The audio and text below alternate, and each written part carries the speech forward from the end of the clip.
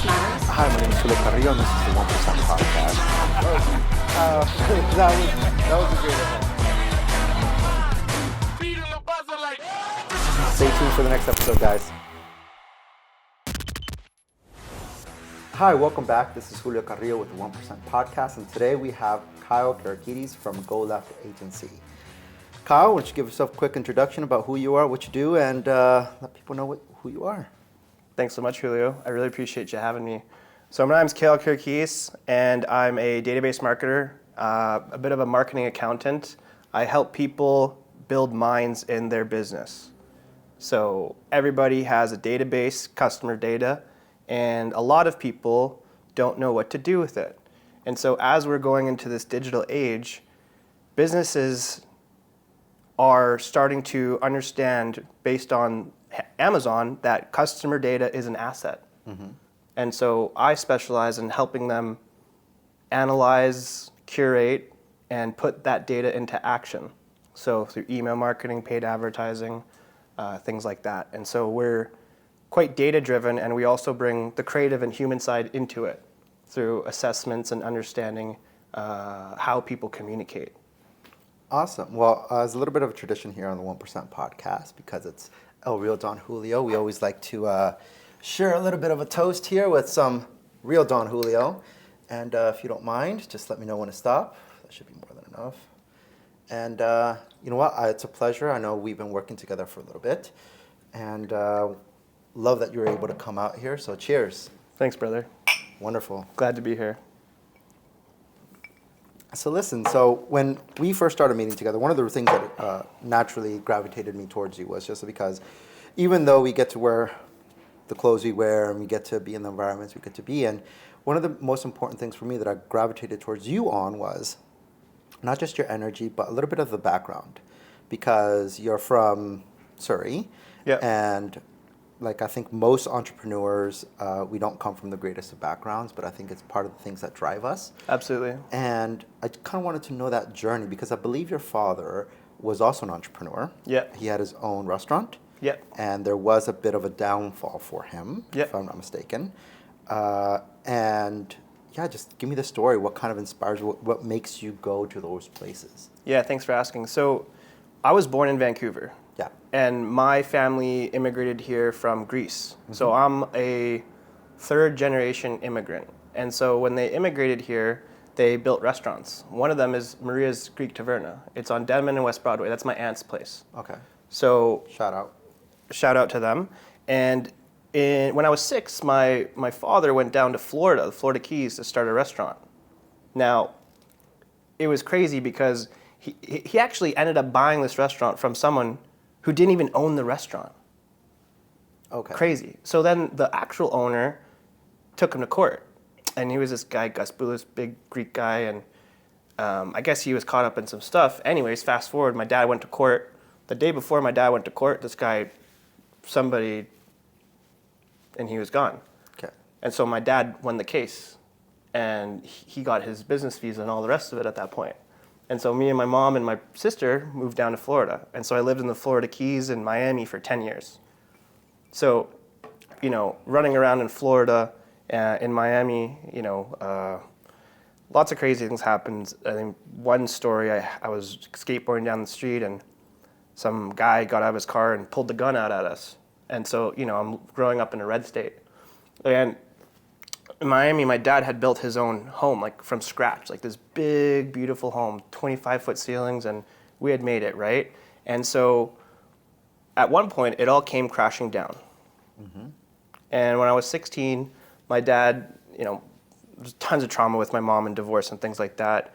And when I was 16, my dad came to me and said, Kiriako, I'm going to be going soon. That's my Greek name.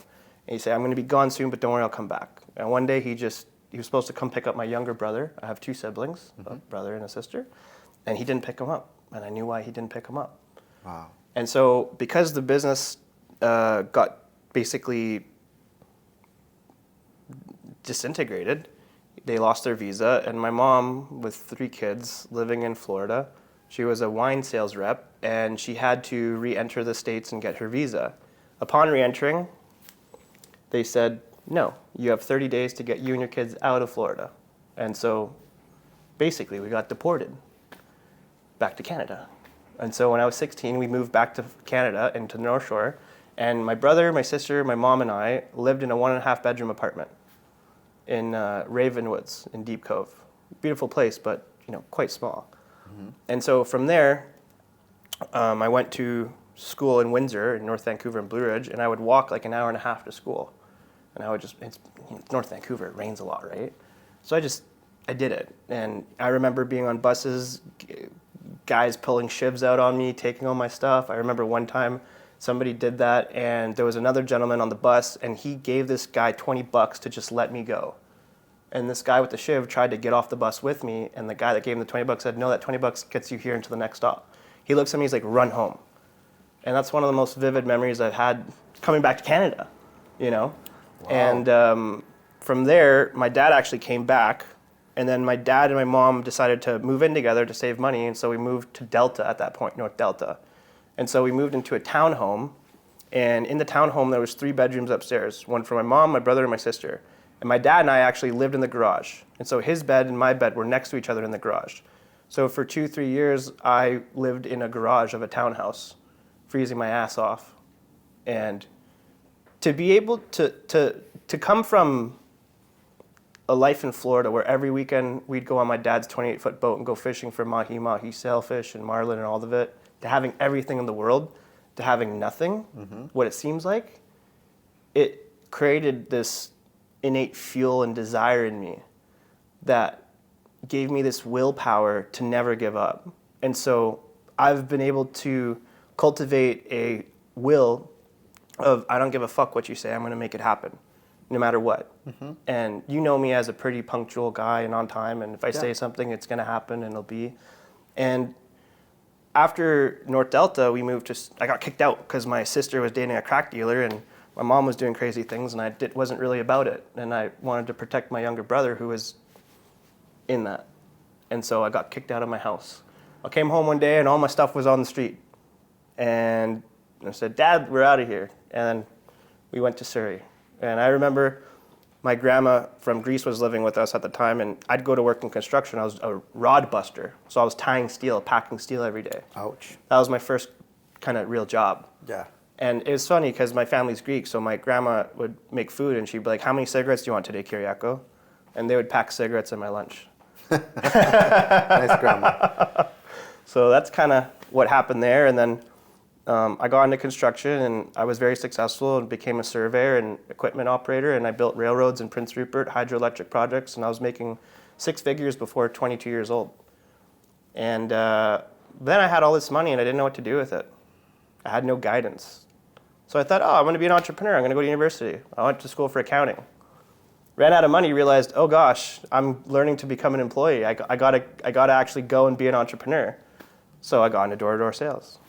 And What that's was how your I first started. door-to-door sales job? Oh, so it was cool. I was selling home alarms. Home alarm. Home alarms. And that summer I went to Alberta, and I traveled around Alberta. And I think in like 4 months I did about $75K in commissions. And I was like, okay, I found what I'm good at. Yeah.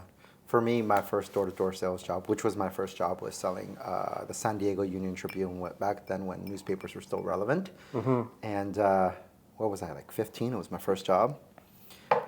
Coming from a young kid from San Diego with a very strong Southern California accent. Yeah. Very Chicano accent. I learned very quickly the power of articulating your words. A couple of things that you mentioned earlier was just being able to have that experience of being kicked out of your home. I've always said there's an interesting perspective of superheroes and villains. Yes. Right? They both have a painful backstory. There's some sort of pain or trauma attached to it. And in that painful trauma or attachment to it, the villain always says, with the same type of trauma, we can say someone killed their dad or their mother or their family. Whatever. There's always something there. Some trauma, right? The villain always says, this happened to me, the world hurt me, so I'm going to hurt the world. But the hero says, the world hurt me, I'm not going to let anybody else hurt the world. Oh my God, that's so good. I was, that just got goosebumps kind of because for me, I'm always enamored by the man who has been beat by the world and still is kind, even though the world took everything from him. Yeah. Whatever. And so for me, like, it's kind of interesting. When I grew up, I was really into like anime when I started getting 14, 15, 16. Dragon Ball. Yeah, Dragon Ball Z, right? Shout out Dragon Ball Z. And I was watching like One Piece and Naruto and all this stuff. And for me, in those stories, the hero never gives up. And as long as you never give up, you will keep moving forward towards your goals. And so for me, I use pain and setback as a motivator. Yeah. I love it. You know what my most motivating words is? You can't do it. Yeah, normally I have I mean, as men, we both have egos, right? Of course. I use my ego as somewhat of a motivator to myself. For example, this morning was what's a better word here? It was a fucked up morning. It was a fucked up morning. But I'm over here sending messages. I'm really upset about multiple things are kind of coming at me. Sure, yeah. And I have my meetings, and I know I have to be here at 12, be there at 1, be here at 3, then 4, then 5, then 7, then 8. Like my day doesn't stop today till about 1 a.m. Wow. So I'm kind of messaging, and then it's like, you know what? Doesn't fucking matter. Today is one of those days. I call it put it on my ski mask. Like you're going into the liquor store. Today's one of those days where I just got to put on the mask and just do it. Hey, Kyle, how you doing today? Yeah, absolutely. Nothing's fucking bothering me. I'm a fucking champ, and that's Absolutely. it. And I think that's the big differentiator of people who are going to make it and who are not. Because those people, or the men, I'm only going to speak for men right now, the men who can succumb to their emotions and don't know how to check them are actually the most dangerous. But for me, because I am very much in control of my emotions, for a second I was a little, not out of control was the word here. I was very much overcome by them. But again, I just got to take a second, breathe in, center myself, knowing that this is the situation, nothing can change.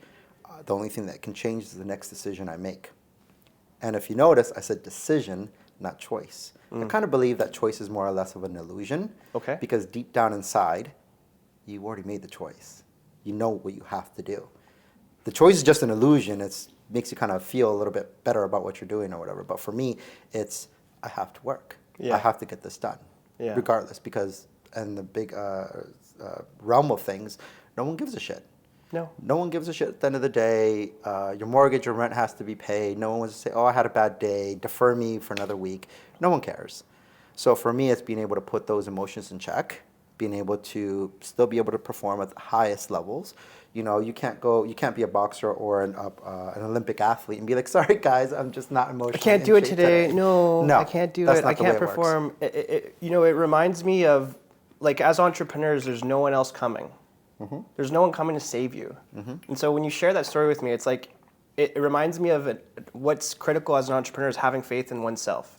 Absolutely. So if you don't have faith in yourself and the marketplace is battering you and there's all these things coming in and you get off center for a moment and you don't have that faith to ground yourself, you can get lost. Absolutely. Right? And that's where the worst decisions are made. If you're too happy, you make a bad decision. If you're too upset or angry or emotionally unbalanced, you're going to make a bad decision. So at all times, regardless of what's happening externally, internally, you have to be balanced and centered to make the absolute best decision. Well, it's like when the world is chaotic outside in the physical, one must stay and remain calm inside. Yeah. When inside the world is chaotic and you can't find yourself, one must stay calm physically. Absolutely. And the first thing of mastering oneself is to be physically calm. If you can't sit still for 15 to 20 minutes, you can't even master your physiology. So if you can't master your physiology, how do you master your mentality? How do you master anything that you want to accomplish? Yeah. For me, it's those 15 minutes of living in the moment. I live in my world, but every now and then I'll be, here or I'll be wherever I am. Doesn't matter where I am. Yep. Whether it's at home, whether it's at a restaurant, because I tend to be about 10, 15 minutes early for a meeting, and I get to realize, especially in the summer here in Vancouver, because it's very beautiful. I get to realize for those 10, 15 minutes, it's kind of like that moment where. In what's it called, 300, it's like the air is kind of flowing. You can feel the breath. You can feel every inch of your body kind of performing. And for me, it's just one of those moments where I can literally take a deep breath and know that, okay, I got peace for the next 10 minutes. I'll put my AirPods in, noise control on, and noise cancellation on, and I'll just ask for a drink, a tequila, a water, or whatever, and I'll just kind of just space out for my own little moment. That's my personal Tesla recharge moment. Yeah. You find those moments in the day, because if you don't, you I lose just need yourself. 10, 15 minutes. Yeah. I'm not going to sit there and be like, oh, I need a spa day. No, I need to relax. I need to do this. I need to do that. No.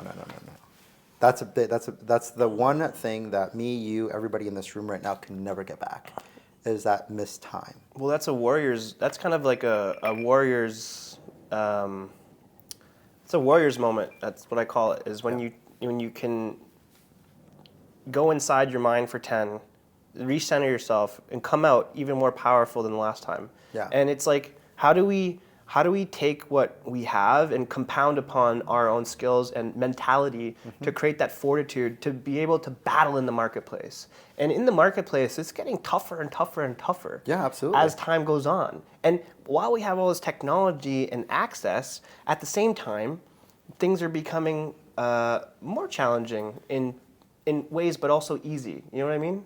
To a certain degree, I think the translation of information is definitely easier. Yes. But in the sense of being able to be in that marketplace, I like to take my lesson from Rocky 1. Okay. And Rocky 1, my favorite scene is the actual, probably last 2 minutes of Rocky and Apollo fighting. And this is my mentality, because you are right. There are a lot of younger, 25, 22, who think they can do it, or, to be fair, there are a lot of, in that category, in that demographic, that actually have the ability to do it, because they're actually willing to put in that work. The difference is, my way of looking at it, this is the reason why, 'cause we talked about it earlier, was the reason why I post so much about what I do in my day, at least with the workouts and with the waking up and with the quotes and everything that I'm doing. It's more or less, to tie it back to Rocky, it's Apollo Creed was the champ, and there's a Rocky who wants to come up behind him. And sometimes you don't have to be the smartest, the brightest, the fastest, the strongest, but you have to be the hungriest. And sometimes just with that simple hunger, you can take the soul out of that man. Oh, man. Because you can beat me down, I can be down on the ground. And there was a scene where Apollo thought he knocked him down on the ground, and you could swear that Rocky's done. And Apollo's up here, turning around like, I got this. But it's that 1 second where he finally climbed back up on the ropes, rubbed off the gloves, and Apollo just looks at him and just says, wow. That's faith in oneself. and then can't beat that. but Apollo broke down on his own by watching this relentless person come back beating after beating. You could take someone's soul that way. It's funny you say that. The last thing that I learned from my mentor in construction, he goes to me, because I had to work with like 56-year-old crusty guys, right? And I had to get crusty myself. The last thing that he taught me was, okay, I'm going to teach you how to eat a man's soul now. I said, oh, really? Okay. And when you come out with that relentlessness and you're on top of them, like, you said this, you got to do it. And when there's a time where a man just goes, okay. And yeah, I mean, it's a very visceral kind of spiritual thing, but that's when I knew I had to get out of construction and do something different. Yeah. So for me, it's just one of those things where you can come after the belt, you can come after the title, but let's get in that ring. And I'm going to outperform, and I'm going to outwork you, because while you're sleeping at 4:30 in the morning, 5 a.m., guess what? I'm already posting up my first quote. I'm already posting up my first post. And it's not about social media and that validation. It's just to prove this is the work ethic. I can go to bed at 1 a.m. and I'm still going to wake up at 4:30, sorry. I'm going to still wake up at 4:30, and I'm still going to post, and I'm still going to do X, Y, Z continuously and consistently. You could do it like most people in relationships, oh, I'm going to change, they'll change for a week or two. There's no consistency. Yeah. I'm going to keep this consistency up. I'm going to outperform you. I'm going to outwork you, and I'm going to fucking take that soul away from you, and you're going to belong to me. And that's it. Well, it's like, fucking fatality, Mortal Kombat shit. You're on your warpath, right? It's like Absolutely. You said to me 2 months ago, it's like, I'm on a warpath, and if anyone gets in my way, fuck them, I'm taking them down, and I'm not cleaning up behind me. No, absolutely And that's like, I've really adopted that, Julio, in the last month. Awesome. I've had people fuck me around in ways I can't even describe, and I'm generous and kind, and at the same time, they just keep throwing jabs at me. And you know what? All good. Yeah. I just move the other way. Don't fuck with me now, you'll fuck with me later. Hey, you know what? You always stay 30 steps ahead. Well, I think I said this before in a previous cast, which was game of chess. Yes, chess, not checkers. Exactly. Yes, but in game of chess, if you never played, you barely know your first step. You're a beginner. You barely Yeah. know you barely know your next step. You're just going to move a random piece, not knowing what you're going to do. A novice player would know maybe 2, 3 steps ahead. A champion will know maybe 5. A master will know 10. A grandmaster could see the game. Yeah. They can see the whole thing play out. And that's where I believe to be myself, at least in this point in time of my life, in my realm, in my world, in my game. So when you're playing chess, are you playing against yourself to get better, or are you playing against others? How do you imagine that? 3-dimensional. Okay. It's all aspects of it. So we were talking earlier about the post of how you're watching me and John Sai. Shout out John Sai. John Sai, how our posts of gym workouts have kind of inspired you because you're watching us and you know our family background, and it inspired you. Of course. And for me, it was John who inspired me to start posting more aggressively because I was doing fairly well, very comfortable, but comfortability could be a danger as well. Yeah. And once I saw them starting to perform, I'm saying, okay, these guys are doing this. These guys have families. These guys have literally every excuse in the book of why not to do something. Why the fuck aren't I doing it? Because I can do it. The competitive nature in me says if they can do it, I can do it too. Yeah, it makes it real for you, right? It makes it absolutely real. So then I start going and I start going. I gave John his flowers the other day, and I said, "Hey man, just so you know, the way you post is the inspiration is the way why I post, the way I post. Just want to say, give you a lot of love, brother. Keep doing what you're doing. Just know that these posts aren't just fucking stories. They're actually inspiring because it motivated me to do what I do. It motivated me to triple my output." Because I could, and shockingly enough, people, I know this might seem strange to the audience, as much as the cartel look comes off, I don't do drugs. I drink my Don Julio, I have my alcohol, but that's about it. That's my only vice. That's your vice, yeah. That's my only vice I Yeah. have. Aside from that, I'm a lot of natural energy. I can go out and party with my guys, network till 3, 4, 5, 6 in the morning. By 9 a.m., I promise you I'm back in the gym training hard. No excuses. Yeah. Well, you have that consistency momentum, right? And once you have that going, it's like a routine and habit. Yeah. I mean, you talk to me about your cold plunges as like that's your thing. Yeah, I'm using a little bit of I know what drives me. There's a lot of internal conversations that I have with myself, knowing what drives and what motivates me. And that drive and motivation is sometimes a little bit of pain. Yeah, a of little course. bit of trauma. Knowing that, hey, this could be a limit, but what if I could have a little bit more limit? Nothing's really stopping me from Pushing doing that limit all the time, right? Absolutely. You know, I was Pressure builds diamonds, my friend. you know a guy named Andrew Huberman, Dr. Huberman, the No. neuroscientist? No. This big guy on social media, and he talks about how the traits of successful people, you can correlate it back to childhood trauma, but the perfect amount of trauma. Not too much, not too little. Just enough. So when I look I just want a hug. when I look for people to work with and closely in my circle, I look for that because on the back of my tattoo, I have some kanjis with Japanese symbols. It means perseverance and patience. Right? So having that trauma and being able to transform that, transmute it into positive energy for the communion of mind, body, spirit to push that forward and to command what we desire and have it be realized is, I believe it's the essence of the human spirit to be able to push through that. I have a similar subject to that. It was more, I called it a long time ago, is energy redirection. Just because I'm able to take a lot of that negative output and, you know, transform it into a positive output. Do you have like a process for that? Yeah, a little bit.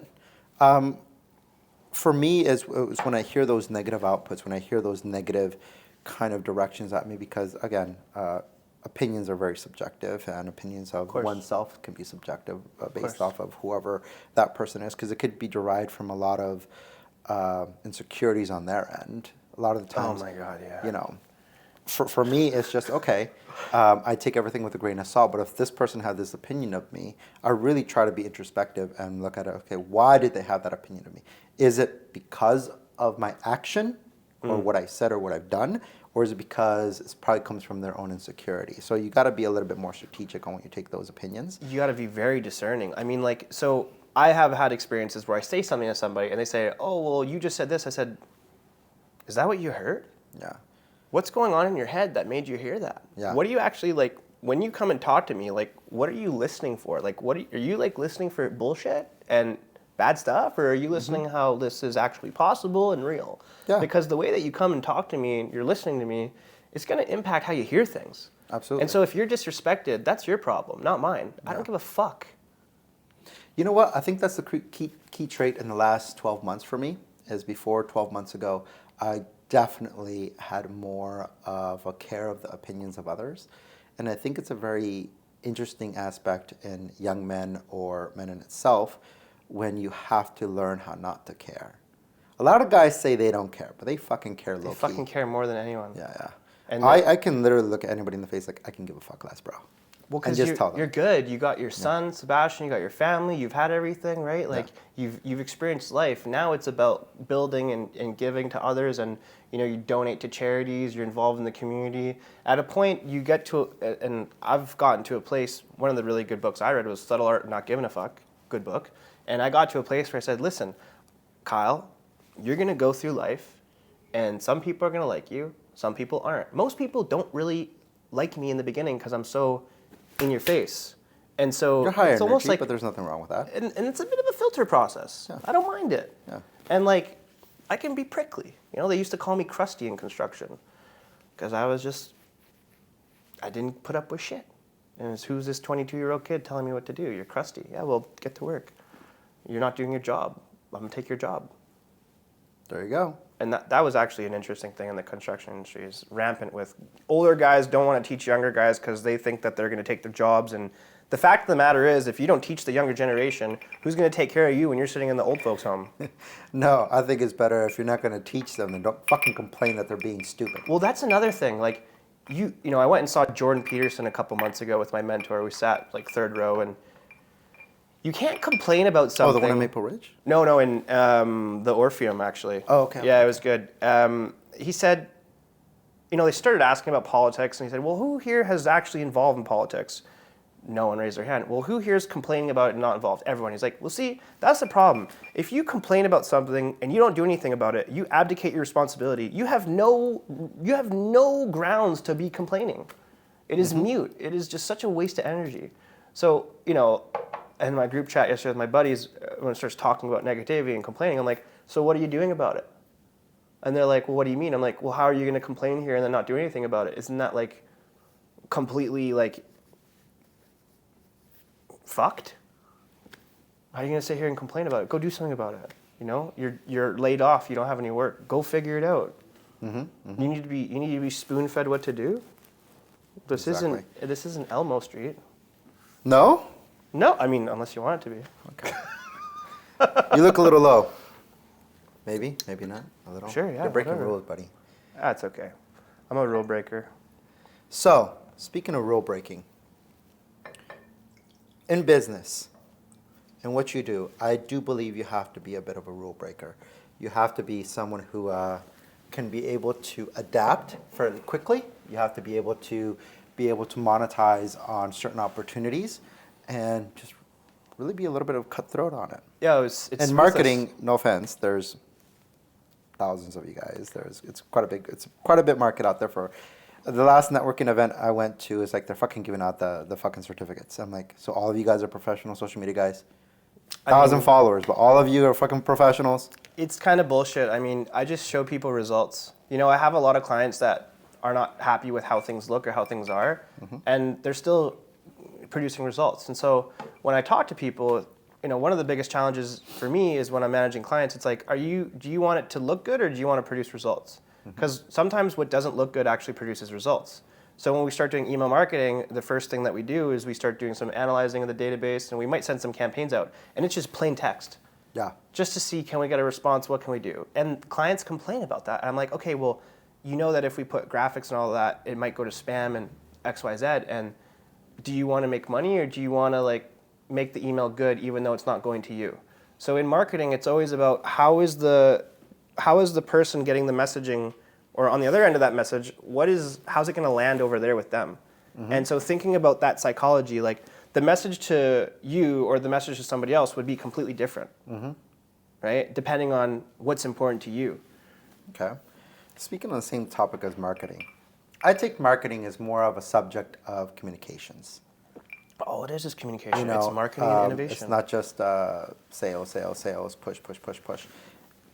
In communications, I mean, what are your thoughts? What is something you would like to teach? What is something you like to learn? What is some of the core values in communication? Because I genuinely believe one of the main traits in any entrepreneur, if there was a trait, which they won't go to school for, but if you're naturally gifted, it's very easy to do this, is if you learn how to communicate and articulate what you're doing.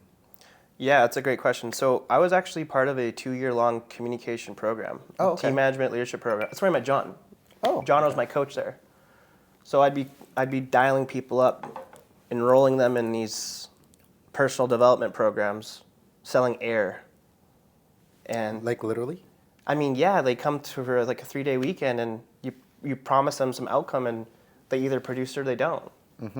And so in communication, it's about creating value and ensuring someone's heard. So there's this concept called recreation. So you say something and then say something, just make a line. I like to drink tequila. I really get you're committed to having a good time. Good. Did that communicate? Absolutely. Funny. I learned from a master hypnotherapist, very young in my entrepreneur days, like 2015, 16. And he was teaching me to learn keywords and let the person say everything. For example, everybody has about 2-3 keywords, which is, in my case, he was like, hey, Julio, I know you want to buy a car. Why don't you tell me what you're looking for a car? Like, what kind of kind of look are you going for?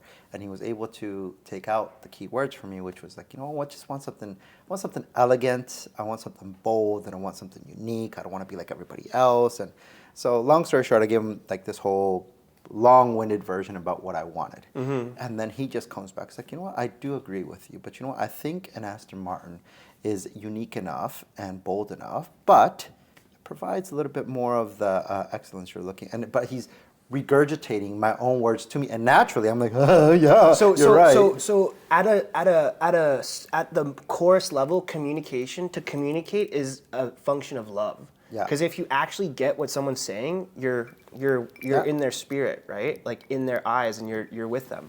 So to love someone is to actually hear them. Okay. Yeah. So communication is not a function of speaking, it's a function of listening. Yes.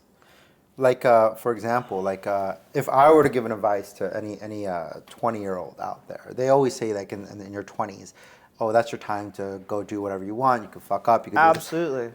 I would say if anybody's serious about being wealthy, because everybody's dream is to be a fucking millionaire, and they're going to do it by creating some LLC and then getting a credit card from Amex, and they're going to get a $250,000 random line of credit, which I don't know how the fuck is going to happen, but sure, they get it, and then they get to invest in some fucking bullshit property. But sure, but everybody has that bullshit dream, the Instagram dream, right? Sure. In my opinion, if you're going to be, if you're 20 years old, early 20s, mid 20s, the first thing you should fucking do is 2 things. Is you have to learn how to communicate. Take a communications course, learn about body language, learn how to look someone dead in the eyes, learn how to keep that eye contact. Again, communications and articulation is super important. And the second thing I'd actually promote would be to get physically in shape. Yeah. Work on your physicality, because in your 20s you actually have that ability, the stamina, and be able to recuperate or regain your strength a lot faster than compared in your 30s and your 40s and your 50s, obviously. So if you're going to do 2 things, learn how to speak and work on your physicality. Absolutely. So by the time you're 30, you have all this experience, and now you can move on to phase 2.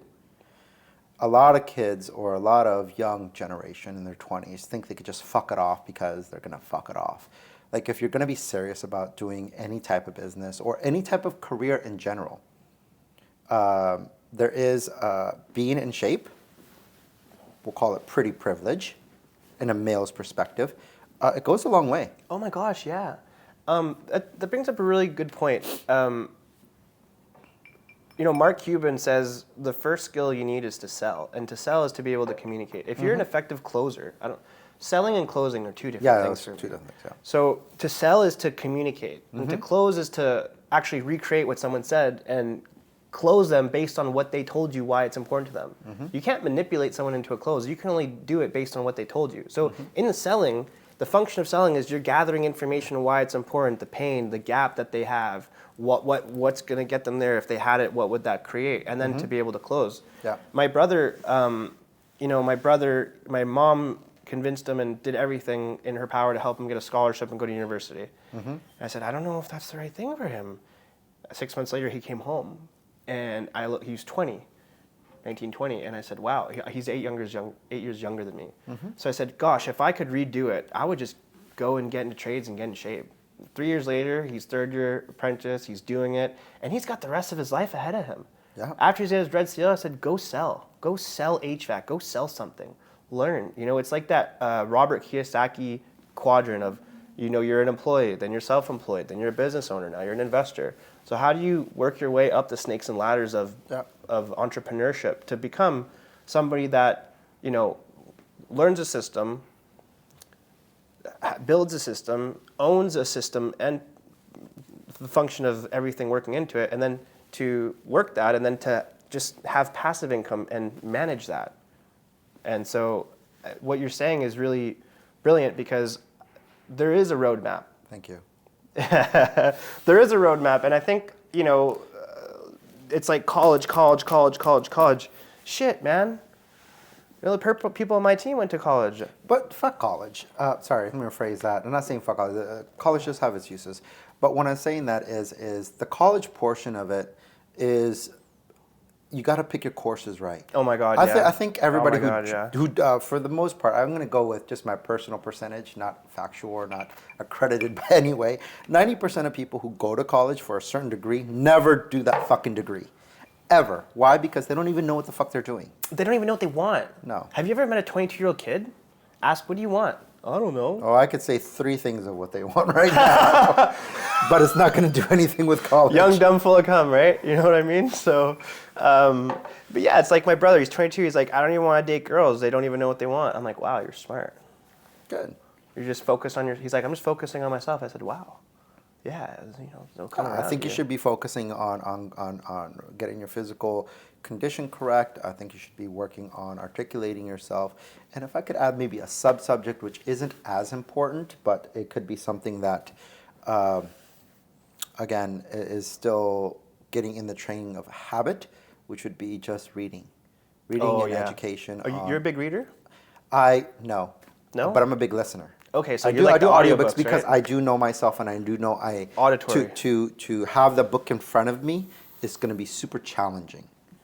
But to have it in the car, on the train. You like to move. Yeah, I have to be moving, but I can still pick up. You're a kinetic learner. Yeah, so cool. I have to be able. I can still be on my phone reading my emails or text messages and still being able to listen. Isn't that interesting? Yeah.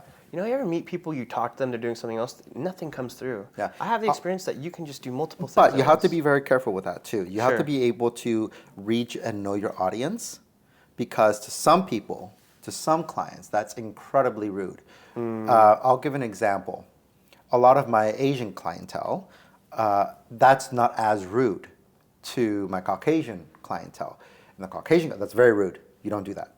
Oh. On my Asian clientele, because they're so, it's a lot of on the phone, a lot of mobile devices. You can do that, and they won't consider that as rude. So you also have to be able, not all of them, I'm just saying the majority. I've been able to at least be able to read my audience and know who my client is. And even when I feel like you can almost feel the energy, like, is this rude, this is not rude? And I said, you know what, you just gotta excuse me for 1 second. But again, being able to articulate and being able to pick up on those subtleties is a skill in itself. I completely hear you. It's really important to be able to treat the other person how they want to be treated and know that. I'm speaking more to like the ability to take in information while doing other things. So you're doing something else and you can take in information. It's an extraordinary ability. Like what I'm sharing is there's a lot of people that I work with and people I know that don't have the ability. So like you are the kind of guy that could walk into a burning building, have earphones on, and get it all done, walk out and be like, oh yeah, that's it. I'll be the guy going into the burning building with a fucking axe and a fire hose with headphones on, listening to the roof. The roof is on fire. And I'll be over there trying to fucking turn this shit down. But no. But again, it's more because, it's more on state of mind. Yeah, of And course. I'm going to go on the state of mind because it's the way how you perceive yourself. And the way I perceive myself is borderline narcissistic. I have no shame in admitting that. And I'll say that happily because I genuinely believe I am in my field, in my line of business, whether I'm doing this podcast or whether I'm doing my finance stuff or building this other business, I consider myself in life an Olympic fucking athlete. Oh, and yeah, I well have said. to fucking train. And every trainer or every athlete, and I'm more than happy to say this because there's a little bit of, I think it goes beyond what I even think of narcissism. A lot of young entrepreneurs think they can do it themselves, and they can't. If an Olympic athlete needs a trainer, if your favorite basketball player, football player, whatever athlete in whatever sport genre you need, needs a fucking coach, what makes you think you don't? It's even more narcissistic and delusional to think that your own internal coach, who's never done this before, Oh, man. can teach you. So you good. need that guidance. You need the mentor, coach, however you want to label him, whatever title you want to give him. It's irrelevant. The point is you need someone with more experience to guide you. 100%. You know, if you're going to try and do something yourself, it might take you 3 years to figure it Yeah, out. absolutely. But if you have a mentor, it might take you a month. And my mentor has this concept of DIY. And he says to do it yourself means that you have a fool for a teacher. So, on that same note, it's I think you can't quote me on this. I don't remember exactly how the quote goes, but it's a smart man fails and learns his lesson and doesn't repeat that failure. Yep. A wise man watches the smart man and doesn't commit the failure at all. Unfortunately, I've been the smart man my whole life. I'm the one that I'll put my ass out there and I'll fail forward. And I know that the quicker I fail and the faster I fail, the faster I learn and get to the next place. Mm-hmm. And there's, I've been in companies where you're on the call with leadership and they ask questions and no one wants to talk. And I'm the dumbass that just asks the stupid questions. Because, I don't care. I need the information. I want to know. But there's a way to ask a stupid question. But it's like... I even when I have a stupid question, it's almost like putting it out there so they don't ask you a stupid question. Like, for example, I'll say, you know what? Give me an example, sure. Here's a stupid question for you. Okay. Now, don't judge me. This is pure ignorance. What's a stupid question? But you can't... It's interpretive, right? No. But what I'm saying is you got to put it out there and saying, hey, look, I don't go to the gym, and you're going to have to excuse my ignorance because this isn't my field of expertise. But let me ask you a question. And it kind of breaks down the barrier of, hey, this person... Well, you set the stage. Yeah. A little bit, right? You have to. And that's context, right? So I want to go back to state of mind. How do you, Julio, how do you cultivate your state of mind? In what regard? Anything, for life, family, business. You talked about things coming at you all angles. Like, you talked about having your 10 minutes and just coming together. For the listeners, maybe there's young men listening to us. Yeah. Let's talk to them for a minute. Okay. How would you give them or share with them how you cultivated this state of mind in your earlier years? Through an incredible amount of failure. And it was being able to take a chance on a different industry. And it's kind of like talking to women. Okay. Kind of like talking to women. A guy who never speaks to a woman, when she approaches a woman, I always like to refer to women as Terminator 2. Okay. When Arnold Schwarzenegger walks into the bar and he's kind of looking for the body physique that will match his. It's like boop, boop, boop, boop. That is what women do to men. They could read the body language. Women are amazing, incredibly intuitive in this They're so capacity. smart, yeah. They can go in. I can be walking to a woman at a bar, club, lounge, whatever, any type of scenario, and a woman will fucking just look you up and down, and she'll know whether you're confident and secure, whether waste of time, not attractive, whatever you're putting out, they're gonna read it, and they're gonna know within seconds. Okay. So good. Tying that in, it's being able to when you do these things, you got to learn how to fail, because the more you fail at it, it's the more comfortable you are at accepting that failure, and then you become more comfortable in that failure. So now when I'm approaching a woman, wherever I'm at, I don't care. So technically, I'm walking with more confidence. And naturally, they're going to see that confidence, because it's one of those things. You got to surround yourself in those environments of uncomfortability. That's one. Number two, you have to understand that the world is a really fucked up and cruel world. If this was a battleground, feelings and emotions don't matter. It's fight or flight. And you have to understand that there are other competitive beasts out there that want the same thing as you. Someone's always coming for your lunch, right? Absolutely. You know the story of the bear and two men? You're going to tell me. I'm going to tell you. So, story of a bear and two men. I have this whole talk about communism and capitalism, right? And capitalism, right? Free markets. So, two guys camping. Sure. In the bushes, wrestling. All of a sudden, a grizzly bear comes. It's coming towards them. The two guys go, Not the cocaine bear, right? No, not the cocaine bear. So they sit down. One guy sits down, he's tying his shoes. The other guy goes, "What are you doing?" He's like, "I just got to outrun you, bro." There you go. And that's like in business. Every Yeah. single day, someone is waking up trying to do it better than you, getting better margins. And so, like there's this company M3, 3M. I think 3M. it's 3M. So the 75% of their products and their profits are made from innovative products. And the first 3 to 5 years is where they make the most profits, because then other competition comes in. Absolutely. So when you create a new product or a service or something that's novel or unique, you have a timeline before it gets copied and there's other competition entering the marketplace.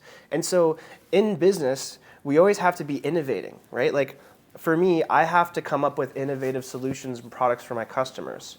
I'm not going to do the same thing that every other Google advertiser is doing, or every YouTube advertiser, or every Facebook advertiser. We come in with omni-channel strategies, different kind of campaigns. Some of the things we do is just build up demand and then release it. And you have to set yourself apart with a unique selling proposition or unique value in the marketplace. Otherwise, you're just the same as everyone else. Yeah. And if you're the same as everyone else, you're just a salmon in the river. Yeah. Swimming upstream. For upstream. me, I call it like a circle, right? My job is to imagine someone's always behind me. Oh, that's good. And if you're in a circle, I just have to be where my peak performance is. I just want to see them in my rearview mirror just slightly. And keeps you going. And as long as I'm kind of here and they're there, I'm on a good pace, because that means I'm ahead of the curve. Yeah. If I am performing and I can see them right up on me, there's a problem. Absolutely. Whether it's with me, my team, or my product, or my company, whatever you want it to be, right? Because you are right. There's 1,000 marketers. There's 1,000 guys in finance. There's 1,000 beauticians. There's 1,000 this. There's 1,000 that. What are you doing that sets yourself apart from everybody else? I am the unique selling proposition. Yeah.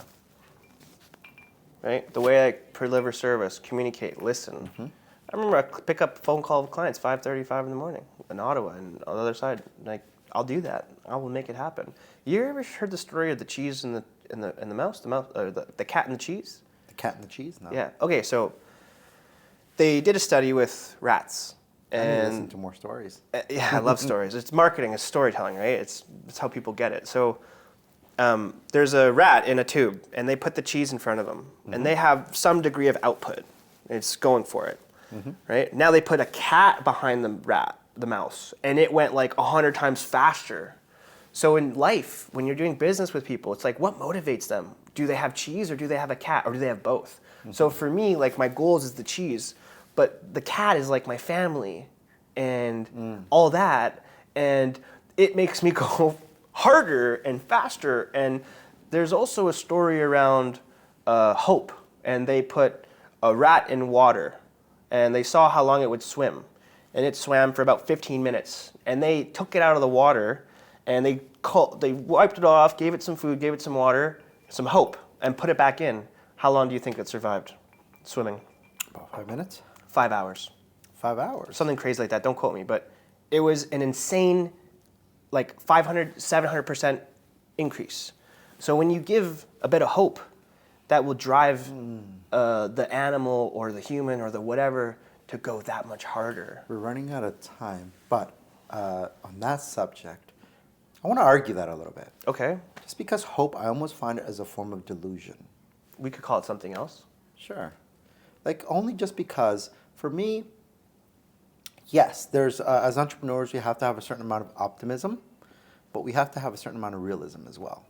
Just because you could be too optimistic and you can hold on to something that doesn't need to be held on to. Well said. We could call it faith. Faith is a good one. We could call it something else. Doesn't have to be hope necessarily. Yeah. And I think this is like the semantics of the English language, right? It's like this and that, and at the end of the day, when you have an extraordinary experience and you observe something of that nature, it doesn't really matter what it is. Okay. The results are there. Okay. And we observe it and go, okay, well, how did that happen, and how do we put that into our life and into our days and into our business? Is that something that could be a unique competitive advantage for us? And just somewhere to look. And it may or may not be true. Yeah. I'll say this. At the end of the day, I think it's a very old saying, and it's probably a little cheesy, but I think real recognizes real. And I think that's one of the reasons why when I met you, I just knew that, hey, Kyle's a real one. Thanks, brother. Just because it was one of those things. You have to surround yourself with those certain entrepreneurs, male or female, doesn't matter, but as long as they match the same drive, better yet said, as long as they can match the same drum you're beating and they're on that same war path, let's go to fucking war. Let's fucking take it on. The only thing the Greeks know how to do is go to war. That being said, I appreciate your time. Thank you. I appreciate the conversation, and I know we're going to come back here and have a little bit more Don Julio, but it was a pleasure, and I look forward to having you. Thank you. Thank you. And stay tuned for the next episode. We're going to have a gentleman named Andre, who is 1% top club owner here in Vancouver. So stay tuned for the next episode. Right on through. Cool. Wonderful. Thank you. It was good? It's a good conversation, yeah. Yeah, all right.